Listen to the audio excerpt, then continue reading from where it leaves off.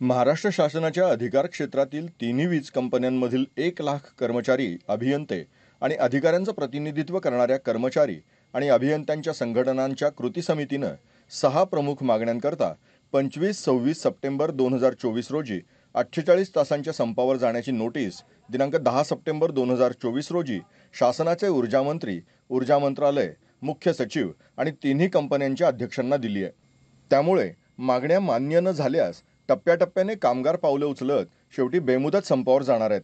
अध्यक्ष मोहन शर्मा, महाराष्ट्र राज्य state electricity workers फेडरेशनचे सरचिटणीस कृष्णा भोईर, महाराष्ट्र वीज कामगार महासंघाचे महामंत्री अरुण पिवळ, सबऑर्डिनेट इंजिनियर असोसिएशनचे सरचिटणीस संतोष खुमकर, विद्युत क्षेत्र तांत्रिक कामगार युनियनचे सरचिटणीस आर.टी. देवकांत, महाराष्ट्र राज्य वीज कामगार काँग्रेस इंटकचे मुख्य सरचिटणीस दत्तात्रय गुट्टे, महाराष्ट्र राज्य वीज तांत्रिक कामगार संघटनेचे सरचिटणीस हाजी सय्यद जहरुद्दीन यांच्या मार्गदर्शनाखाली संपूर्ण महाराष्ट्र राज्यात हा बेमुदत संप होणार आहे.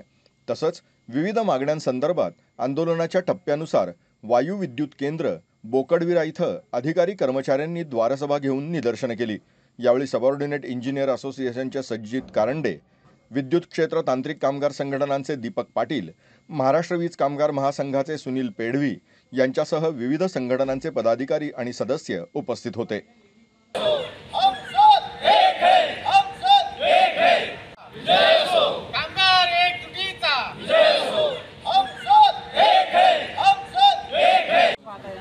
आज आपण इथे सगळे कामगार वर्ग एकत्र जमलेले आहेत. नेमकं कोणत्या उद्देशाने इथे एकत्र आले, म्हणजे काय, म्हणजे कशासाठी एकत्र आलेला आहात आपण? आज आम्ही उरण गॅस पॉवर स्टेशनमध्ये सर्व संयुक्त कृती समितीमार्फत 6 संघटना आमच्या एकत्रता येऊन आम्ही एक प्रेस नोट दिलेली आहे.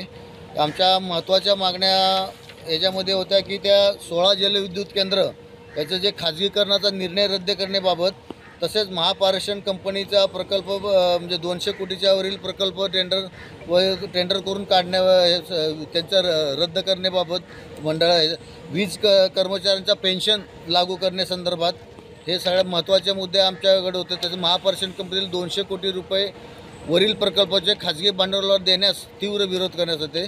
तसेच स्मार्ट प्रीपेड मीटर केंद्र सरकारचे धोरण व सरकार करत असलेली अंमलबजावणी त्याला विरोध करण्याबाबत, कॉन्ट्रॅक्टी कामगारांना समान वेतन करून 60 वर्षापर्यंत रोजगाराची हमी देत टप्प्याटप्प्याने कायम करण्याच्या धोरणाबाबत असे आमचे आंदोलन द्वारसभा आता आम्ही 13 तारखेलाही केलं होतं, 19लाही आज केलेलं आहे आणि 25 ते 26 आमचा सलग 2 दिवस 48 तासाचा संप असणार आहे. आमच्या जर मागण्या मान्य झाल्या नाहीत तर आम्ही 48 तासाच्या संपावर जाणार आहोत. या संदर्भात आम्ही प्रेस नोट करून सर्व संयुक्त कृती समितीमार्फत आम्ही ऑलरेडी सर्व वरिष्ठ यांना कळवण्यात आलेले आहे. आपलं जे 25 तारखेला आपण म्हणतात ना, 25 ते 25 आणि 26 यात महाराष्ट्र पूर्ण भारत देशात आहे की का राज्यामध्ये आहे? महाराष्ट्र राज्यातील सर्व संयुक्त कृती समिती तसेच इतरही संघटनांनी सपोर्ट दिलेला आहे. ते सर्व टप्प्याटप्प्याने सर्वांनी आंदोलन करणार आहोत आम्ही आणि 48 तास हे महाराष्ट्रभर आंदोलन राहणार आहे. एकूण किती कर्मचाऱ्यांच्या आंदोलनात सहभाग आहे?